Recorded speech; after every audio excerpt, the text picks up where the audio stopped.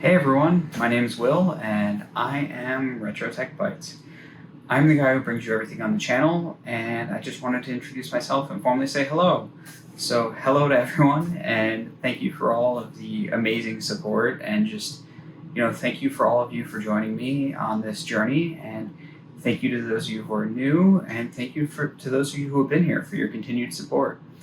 So today I wanted to do something different, and I wanted to celebrate, all of these milestones of it hitting 200 followers on Twitter. It was 76 of you on YouTube. I am so beyond thankful.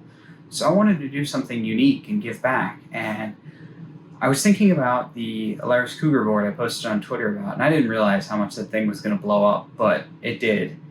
And, well, thankfully it didn't actually blow up. But yeah, it blew up on Twitter, and I wanted to do something with it. So I've got a 386 system, but I've never really done much with it. I've got a 46, I've got a Pentium 3, and I've got, a XP machine. The latter three are all set up. I don't have a 386 set up. So I wanted something slower, and I have a baby AT case. So I was looking at the Cougar, and I found out actually it's a pretty versatile board. You can slow it down to like a 10 megahertz AT, basically. It's impressive. So I decided, you know what, let's do something. And yeah, that's what this video is going to be about. Let's build a system around the Alaris Cougar, which is basically the world's fastest 386. So anyway, hope you all enjoy, and yeah, let's get to it. Hey everyone, so I have this baby AT case here that I want to use, and that's what I was planning to build this thing in. I actually have the full AT version of this case as well, and that's what my 486 is in, but I wanted something a little more compact and a little more unique for this build. So for those of you who are not familiar with the AT standard, basically think about it this way. ATX is the new standard. You've probably heard of micro ATX, ITX, DTX, ATX, EATX. Those are all derivations of the ATX standard, which is like the soft power switch, all that stuff. But the gist of it is ATX stands for AT extended. The original form was this, which is an IBM PCAT standard. So this is the original AT standard, and that's what this case fits. That's actually what the Cougar board is. It's a baby AT case for a baby AT board. Basically, what I'm going to do is I'm going to try to clean off, as you can see here. There's some, kind of like gunk and grime. There's a few stickers on the side I want to get off. So I'm just going to use some degreaser and a little bit of a magic eraser, but just being careful not to take any of the finish off or anything. Take that off, and then, yeah, clean it up, and we'll start the build.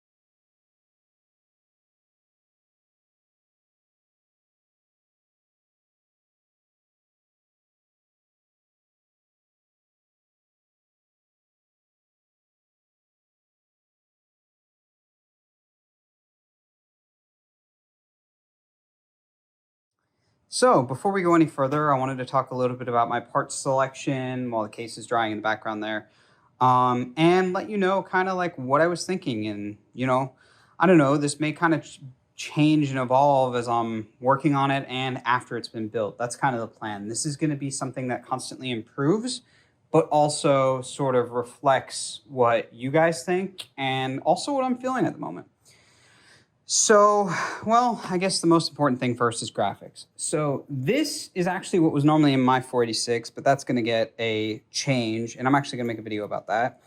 This is a Paradise Bally 32. So Paradise used to be Western Digital, yes, the hard drive company, and the chip under here is an Arc Logic. Now, Arc made some of the fastest, and I literally mean the fastest, graphics cards in DOS. This thing is lightning fast. I mean, it is impressively fast. I actually upgraded it to the full 2 megs of RAM, but that doesn't really matter. I mean, that's good for Windows. And honestly, we might try 98 on this thing just as a joke. I mean, DOS is absolutely going on it for sure. But what this is it's a VLB card. So this is your standard like 8-bit ISO slot. So like see there, there, there. That's hidden away. You'll see what that is in a minute. And this is actually just a IBM microchannel adapter flipped the other way around. And it actually, instead of being 16-bit, which would be like this, it's 32-bit. So it's a higher bandwidth. And what's weird is the Blue Lightning is a 386, which uses this. And VLB stands for Vesa Local Bus. It was actually used on 486s. So I'm kind of like, So we're going to kind of test performance and see how that goes. This is a CT3990, which is a Creative Sound Blaster AW32. AW stands for Advanced Wave Effects. So this chip, the EMU8000, gives it a little bit of MIDI capability. It can take RAM, so you can load sound fonts on it. I believe this has 512 kilobytes of RAM right there built into it. However, it has this chip. And this little guy is the Creative CQM, which is kind of described as like a knockoff OPL3. It's just a different implementation of FM synthesis, which is like the typical DOS gamey sound that you hear. It's not as beloved. So I have a solution for that. And I'm also kind of debating right now what I'm going to go with. So I guess we'll see as this video evolves. This guy, conspicuously hanging out in the background, is a Opti 929 based card. It is actually a clone of the Turtle Beach Montego Bay, I believe. Doesn't matter, it's a Turtle Beach clone. However, if you look right here, it's got a genuine OPL3 on it. It can do, with this Opti chip, Sound Blaster Pro emulation. It's got a CD controller, which is really important because we're going to be using the only IDE channel for the compact flash for right now, and I will get to that. And then it's got this, which is a Code C on it, so it can actually do some Windows Sound System stuff too. The Windows Sound System cards actually use the same Analog Devices sound port, so it's a thought, but I have something better. Take a look at this. So this is a Sound Blaster Pro 2. This is the Creative CT1600. Yes, it's more basic than that guy, but it's arguably better. This is the Sound Blaster Pro 2. Forget this. This is not actually a CD connector. This is like some proprietary IDE knockoff thing. Not important. This is what's important. This is an actual OPL3 again, and the way it's filtered on this card just sounds absolutely magnificent. Like, this card is one of the best OPL3 implementations, period. It's a very old school creative card where it literally has the volume wheel on the back, but no matter. I mean, it sounds absolutely fantastic. And honestly, the more I think about it, I think this is going to be our go-to. This will limit us to where we won't have MIDI, but I'm thinking about that for later. So we might do some MIDI stuff. I've also got a standard Kingston plug-and-play Ethernet adapter. Literally the least exciting thing here. This is just 10 meg Ethernet. So yeah, this should work. I might have to put it in NE 2000 mode. Not a big deal to do that, but we'll think about that. This is just going to go in there because I want some networking and I want to be able to copy files pretty quick. So yeah, networking. Woo! This is the most important part. This is an Alaris Cougar. So what this is it's a hybrid 386, 486 board, kind of. This is the CPU, and this is a math coprocessor. So basically, the IBM Blue Lightning is a fully 32-bit, hot-rodded Intel 386. I mean, these things are fast. They are ridiculous. It's got a 25 megahertz front-side bus with an internal 3x multiplier. You can bump that to 33, and we may, I would probably want some extra cooling on that. I'll probably leave it at 75 for now. This is just a standard external math coprocessor. Unlike the 486, which just fit in this slot, and I'll get to that, the 386-based chips had to have an external math coprocessor, which meant that for anything that called floating point operations, you would need one of these. Otherwise, well, wouldn't really work.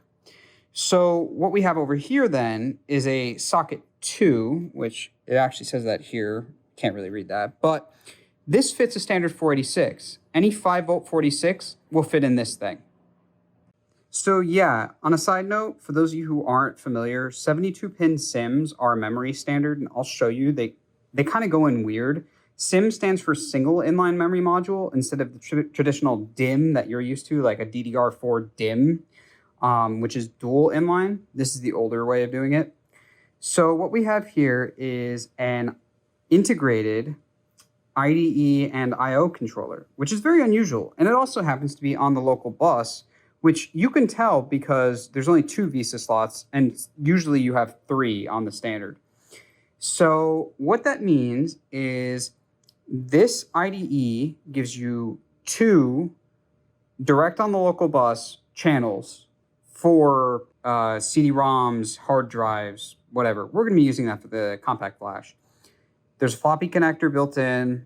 It's got LPT for printer and 2 serial ports. This is where the power goes. This is the old AT header. Again, AT standard. A little bit different, and I'll show you. It's kind of interesting how this works. Otherwise, the BIOS is up here. I actually replaced the BIOS chip. This is a new ROM that I burned, but original sticker. It does have a microID BIOS, which is really nice. And the only other thing you're probably wondering about is, what the heck is this wire? Well, when they were designing this board, it seems like the PCB probably had some sort of misprint. So this is a factory done correction on every single board. Or should I say, every single board of this revision. This is actually a revision B, and I don't exactly know why, but it doesn't say it on there. I just know it is because that was what it was described as when I bought it, and that's what it matches the best. This is actually, it is an Alaris, but the company that made it is RYC, which is, I guess, another name Alaris operated under. And then last thing to talk about is these chips. These are all external level 2 cache. You know, a lot of modern processors have it integrated. Yeah, no. This guy had 16 kilobytes of write-back level 1 cache, which is what made it really fast for the time. But these are 20 nanosecond dual inline pin package, which just describes the fact that there's 2 rows of pins. 256 kilobytes in total, so they're each 32 kilobytes of cache. Otherwise, yeah, it's pretty much just a weird board, but yeah, let's build something with it, you know? So what we're looking at here is basically the case all prepped and ready. The power supply is in here. I believe this power supply is good. If it's not, I have another one, so we'll get to that. But yeah, AT cases, as you'll see in a second, definitely not like modern cases in the way that they open. There's no side panel. You just kind of, well, you'll see. If I can get it. Aha. So literally, the whole case is 2 pieces, which, yeah. Now, as you can see, you're probably wondering, like, how the heck are we going to fit everything in here? Well, trust me, there's plenty of room, I think. So the first thing, and the thing that's like really awesome about this case, is that where the motherboard mounts to, the entire tray just comes out like some modern cases do. That kind of makes the build on this thing way easier than a standard AT build. Now, just a reference to the AT standard here that you might want to know since you're looking at something, but if you can't tell, the power switch is connected to the main leads from the power supply. That is part of the AT standard.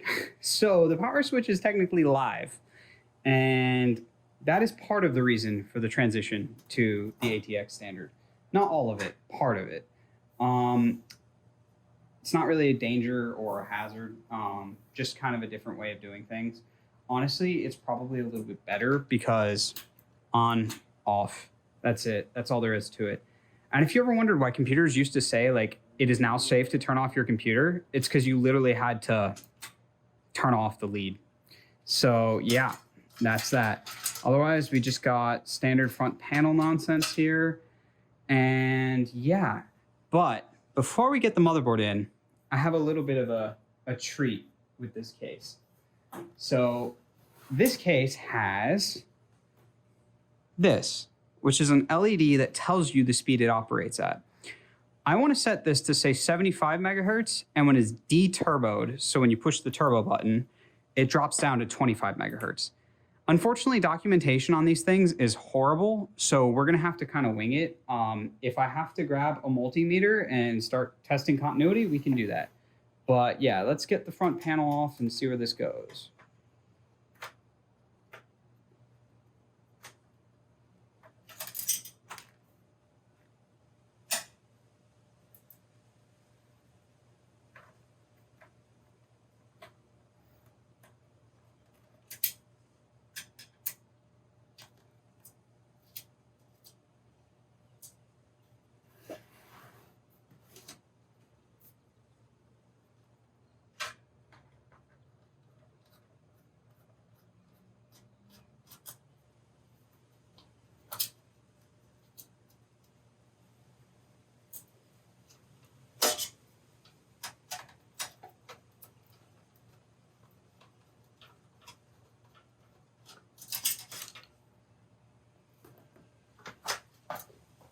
So, actually, here is the front panel here. And as you can see, I have it detached. I'm going to have to remove the power here so we can get to the LED, which I will show you the mess of jumpers that this thing is. Or actually, you know what? Better idea.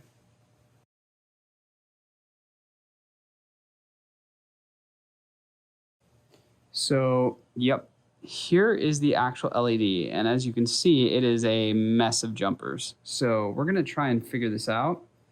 But yeah, right now it's set to show 120 megahertz. So I want it to show 75 and 25 is what I said. So we will figure that one out. So the basic idea for this is that you are going to have, if I hold it upright, like a A1, A2, and then an A3 position. And presumably either this or this is going to be correlated with this. But the idea being, one of these is going to do tens, one of these is going to do ones, one of these is going to do hundreds. And usually it's not in any particular order. Like sometimes it's tens, ones, or ones, tens. It's not ever really clear. So the thing is, there's no actual diagram for this Model T398 that we're looking at. There are diagrams for others. So just to save everyone's sanity and mine, I'm going to quickly configure this and we're going to see where this goes. So if you want to know the gist of what I did, some of these are always on. For example, these, because it's always going to be a 5. This is the ones place. So these correspond with 5. So this position would be always on. Then some of them like this or like this is turbo only or deturboed only.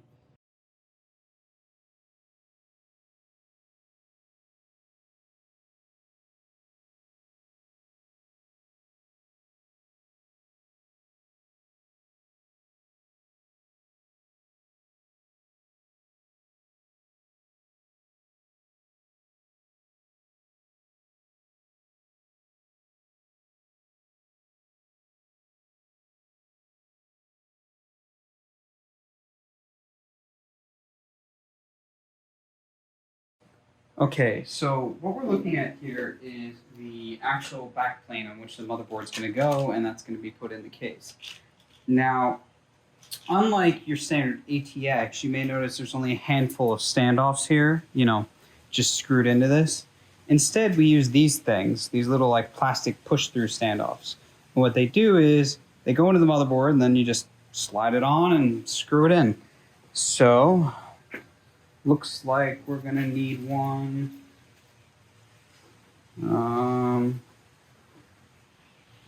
Let's see. Looks like we're gonna need one here. Let's see. We're gonna need one up top, and we're gonna need one here. That should be good enough. There are more holes, but I'm not particularly worried because I'm going to have screws in literally every single one of these, and I don't need anything sticking up through here that would be interfering if I put a 486 in. Although, maybe I want one there. Hold on a moment.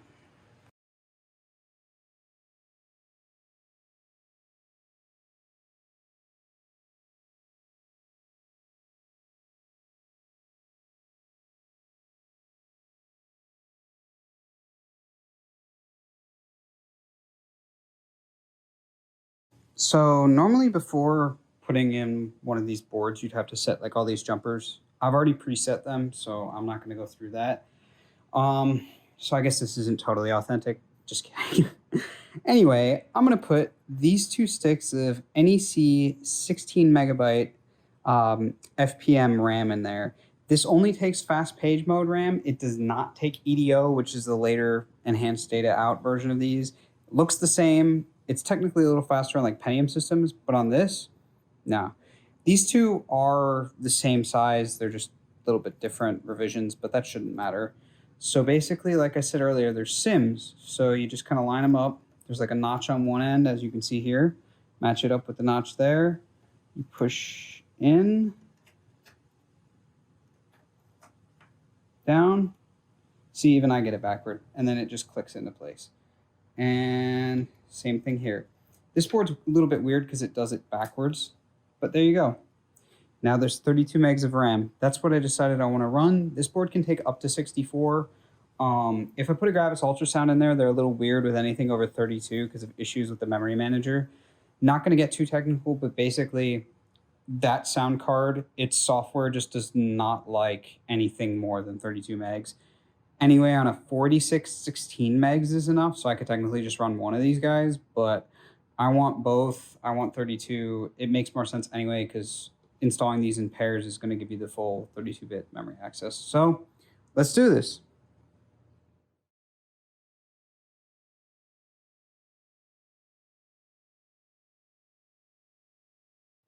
Okay, so what I've actually done here is just taken the board out just to get a little bit better reference, see which cables fit where. Also, for full disclosure, I forgot to plug in the front panel LED, which those are a little bit more complicated. Those operate off the 5-volt rail of the power supply, so that's what this is coming from. And yeah, it just plugs into that. It's not that important, but just thought I'd let you all know for full disclosure. Otherwise, yeah, let's get this back in and see where we get. Okay.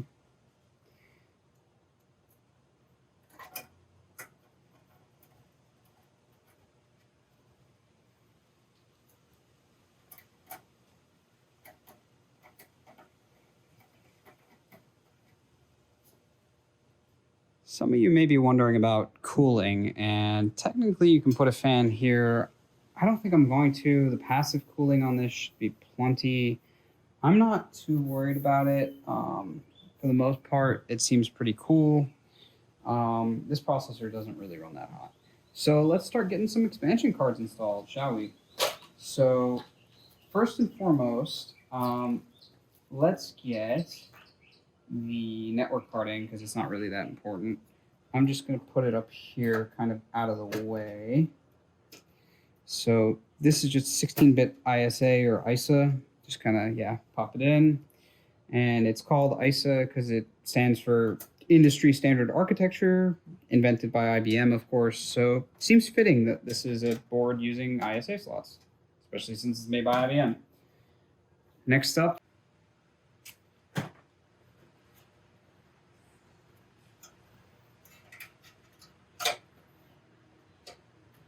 so yeah, VLB, also known as very long bus, because as you can tell, it is a very freaking long card.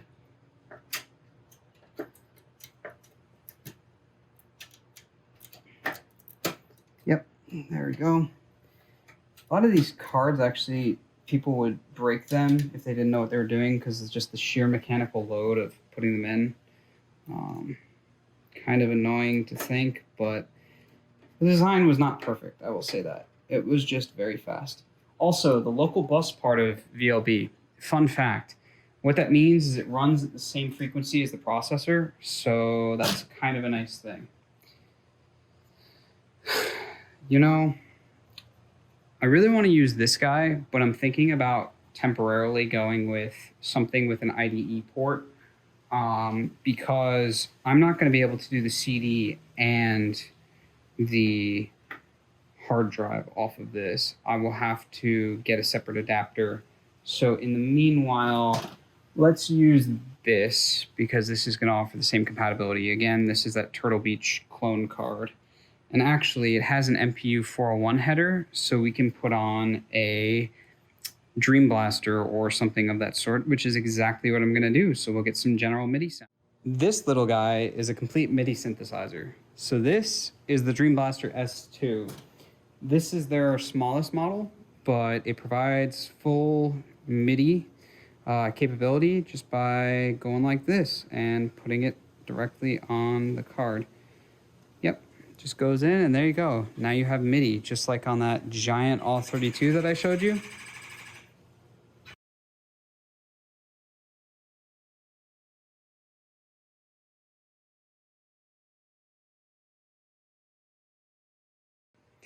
Anyway, so what I was saying is basically this card clips onto here and provides full general MIDI.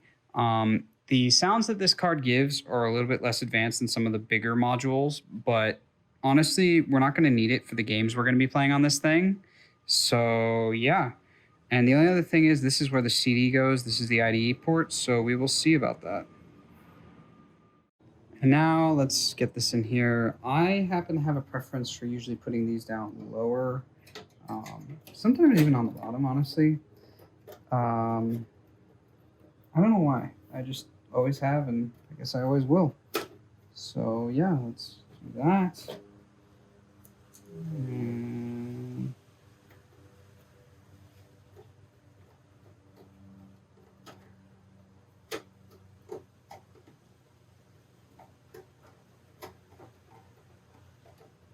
Okay. So next we got to install a few peripherals and get some other stuff in the case. So floppy drive is going to go in this thing, believe it or not, which that is a fun one. But yeah, let's get to that next.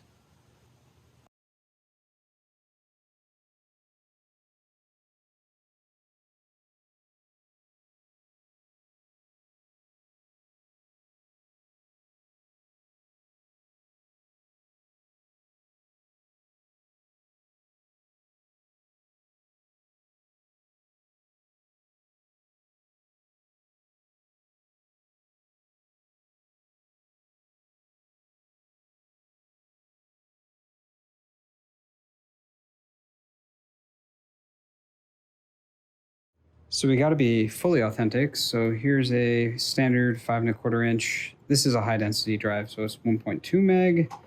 So slide that in there and screw it in.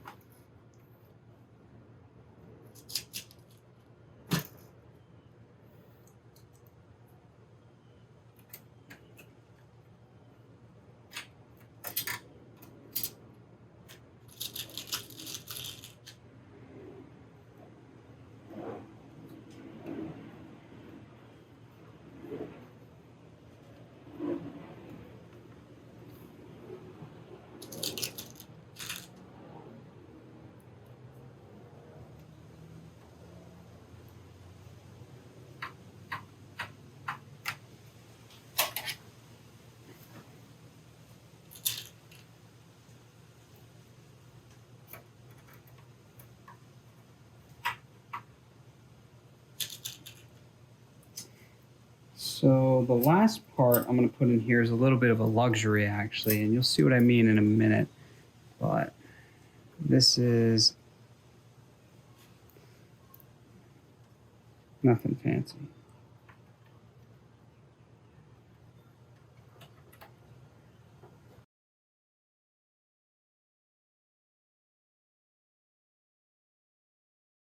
So the first thing I want to plug in is this AT power connector. Now, the way you know which way this is oriented is these ground wires, the black, always are going to be touching the other ground wires. So basically, the AT connector's up here, and essentially you just kind of wedge it in. It's not like ATX where it's convenient and it snaps in. It just kind of wedges in and goes down. So, you know, it worked for IBM years ago, and it works for us today. There it is. That's mainboard's got power. I'm going to take this power connector and use it for the 5¼ inch drives. So basically, standard Molex, that hasn't changed over the years. You know, it's just nothing fancy. And the only reason I'm using this is because it happens to have two and make cable management a little bit better. Although it's kind of hard to cable manage anything in these cases. They really weren't designed for it, and you know, it'll be what it'll be. Alrighty, guess we'll get some ribbon cables in. Everyone loves ribbon cables, huh? So first I'm going to use one of these dual floppy cables. Note the twist that tells you which floppy is going to be the A drive and the B drive. So this will be A, this will be B, and then this end just goes in the motherboard. Red pin is pin 1, always goes toward power.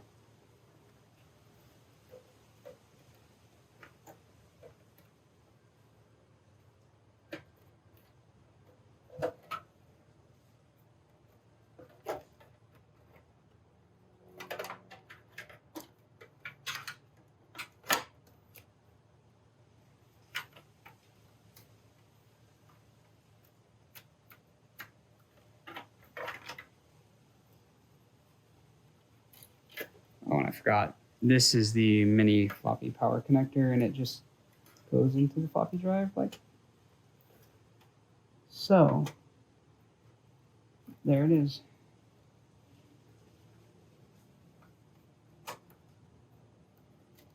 That's the floppy cable. Let's see if we need some room. This is your standard IDE cable. Now this is going to not go where you'd expect it to. This is going to go into the sound card since we're going to be using the IDE on the motherboard. So the way that's going to work is this will go up here. And this will come down here around and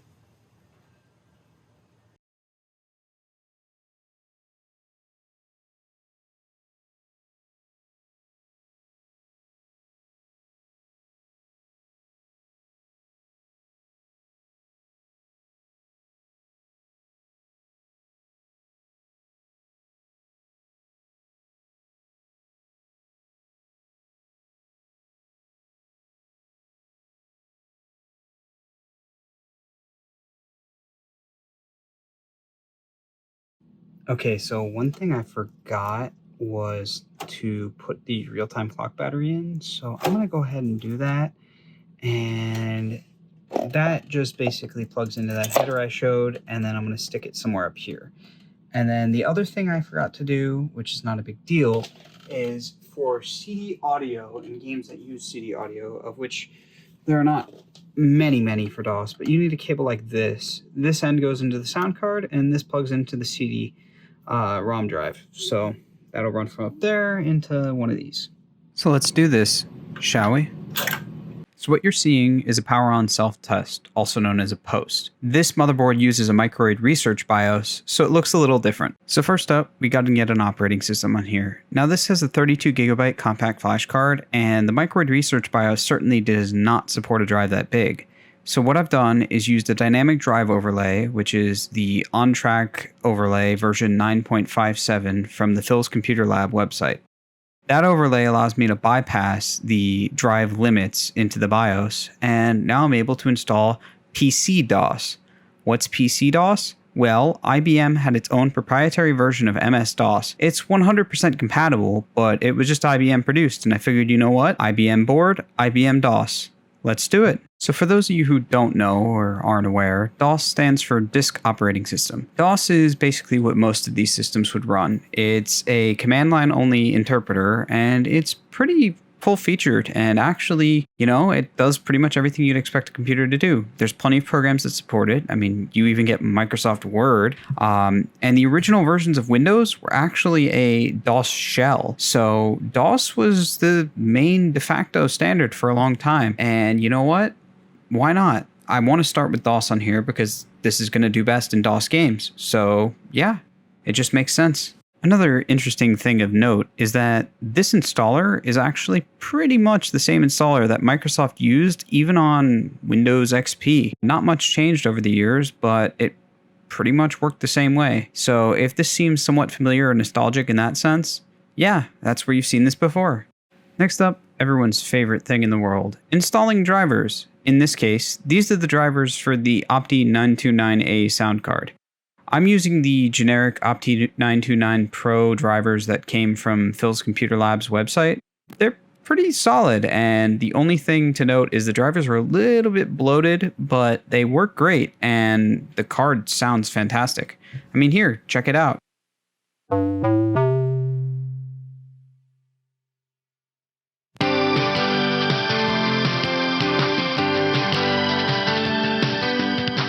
What you're now seeing here is a benchmark called SpeedSys run on both a 46DX266 and the IBM Blue Lightning at 75 MHz. The Blue Lightning at 75 MHz is supposed to be identical to the DX266. Thing is, it's really not. When you start looking at some of the memory-based metrics, the 386 architecture really starts to show its issues and age. That being said, integer performance is quite surprising, and hats off to IBM for making a killer product. Another area where the Blue Lightning stumbles is floating point based operations. Take a look at Quake, which is heavily reliant upon floating point math. The 46DX2 produces a frame rate of 7.5 FPS. The Blue Lightning, a paltry 2.3 FPS. That's attributable to the older 387 based coprocessor, which is the 386s that the Blue Lightning uses. Now here's an interesting one. Let's take a look at some Top Bench, shall we? So Top Bench is kind of an interesting program. It's a real-time benchmark, so I'm able to manipulate the speed of the processor via both the turbo button and disabling the cache. Here, with the cache off but the turbo button on, it's somewhere around a 386. And with the turbo button only, it's a fast 386. Now what's really interesting is when you turn both off, yeah, it's an IBM XT. Time for some games. Now here's a game that normally you'd never see on a 386. Ultimate Doom. Runs great. Come take a look.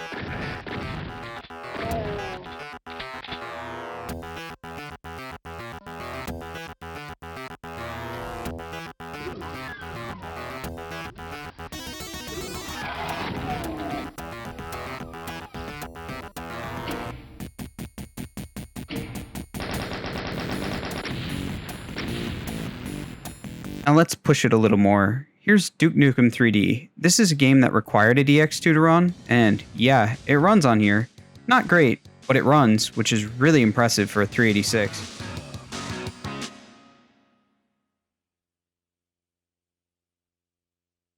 Damn, those alien bastards are gonna pay for shooting up my ride.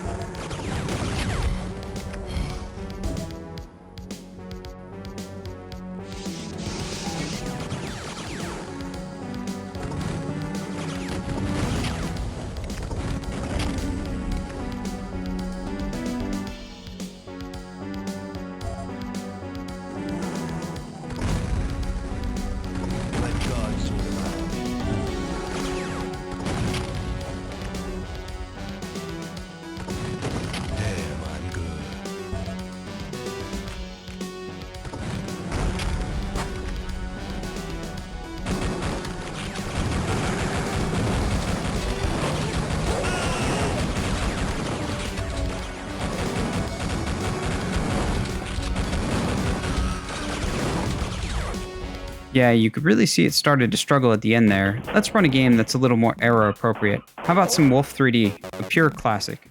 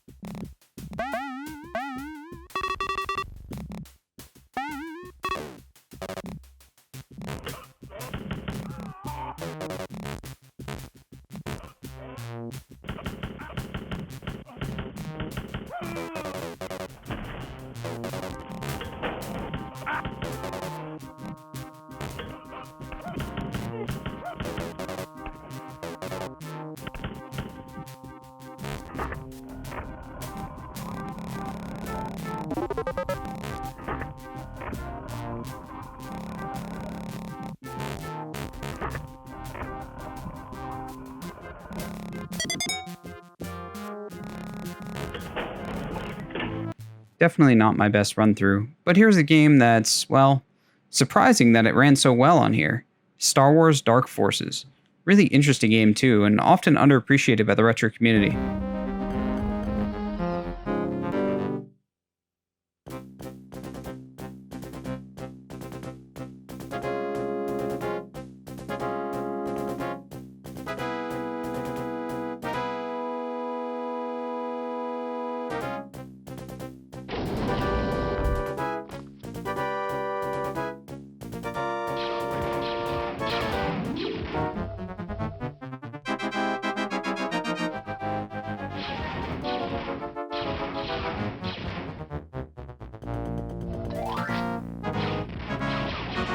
Now here's an interesting one, and quite an old one, Stunts. Now this is a game where I actually had to slow down the system to get it running correctly, but once it slowed down, it ran beautifully. And that's why you want a system like this, where you can actually slow things down and run games that otherwise wouldn't.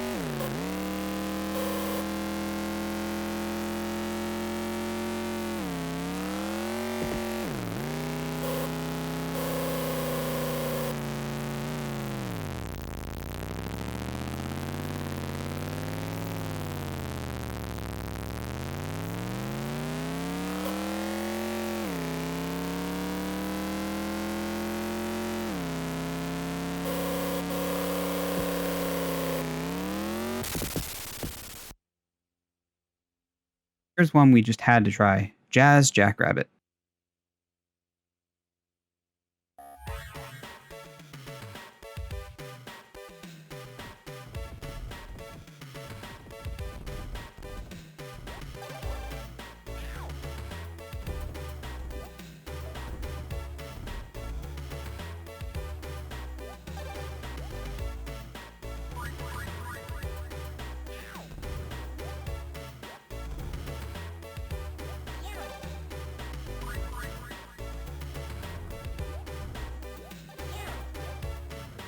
Now here's an often forgotten but fantastic game, Rise of the Triad.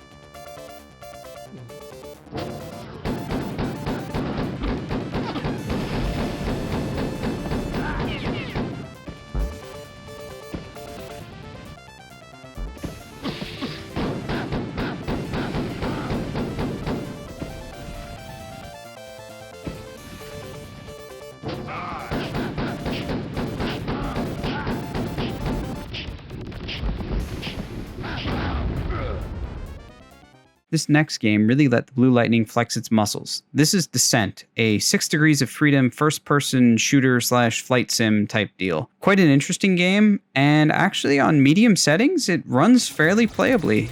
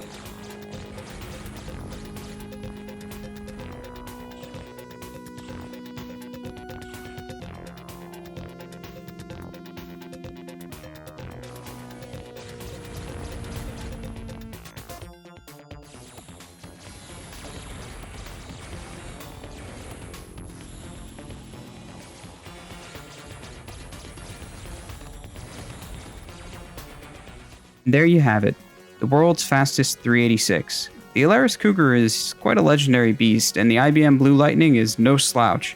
It certainly packs a punch, and hey, IBM knew how to put out an impressive product. Anyway, I hope you all enjoyed, and yeah, to those of you who are new, welcome to the channel, and to those of you who've been here, thank you for your continued support and appreciation and just everything. Thank you for being part of the greater community, and I can't thank you all enough. I've had so many opportunities to meet so many amazing people, to learn, to grow, and I want to keep learning, growing, and sharing and developing this the whole way.